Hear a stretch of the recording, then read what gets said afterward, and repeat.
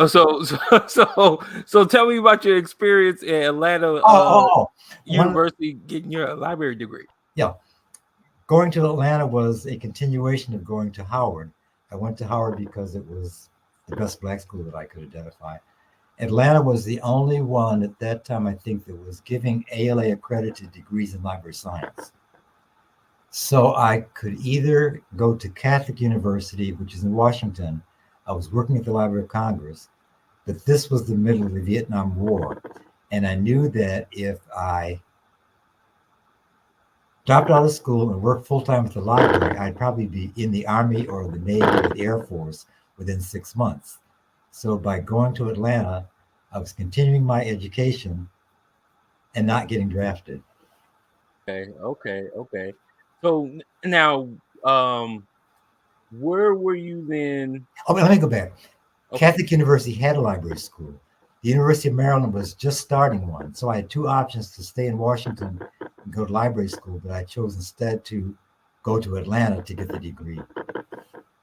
When you got down there to Atlanta, how was the courses, and how was the the the students, and how did you adjust to the location coming from the north to the south? How was all that stuff? It was culture shock, of course. Yeah. I was coming from Howard, so I had a reputation of thinking we were better than everybody else. Coming from New York, that just compounded it. It was just a 1-year program. It was, I think, out of maybe 50 or 30 students, there were maybe 5 males, so it's predominantly females. Most of them were already people who were working in libraries coming back to get their degree.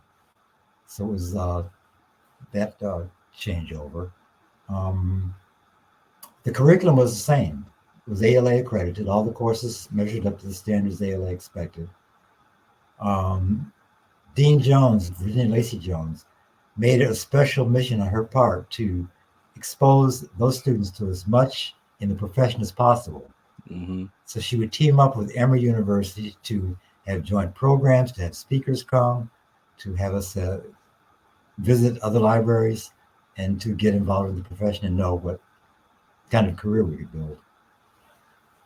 Wow, that's awesome. Did you ever face I guess your time there in Atlanta, and then graduating, and then going off in working in the profession?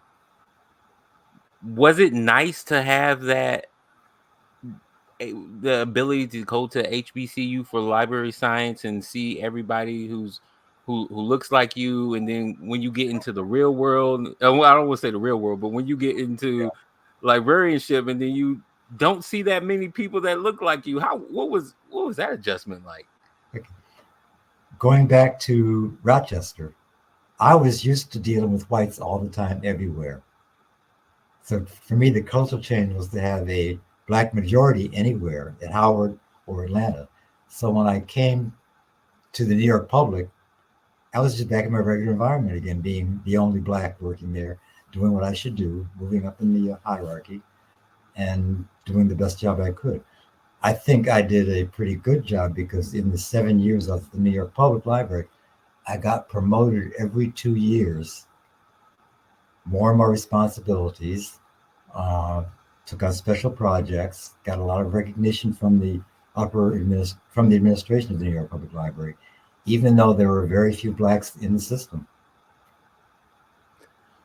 I have to ask you a question too. I just remember this. Like, how was it for you? Do you remember when ALA got its first black president? Oh yeah.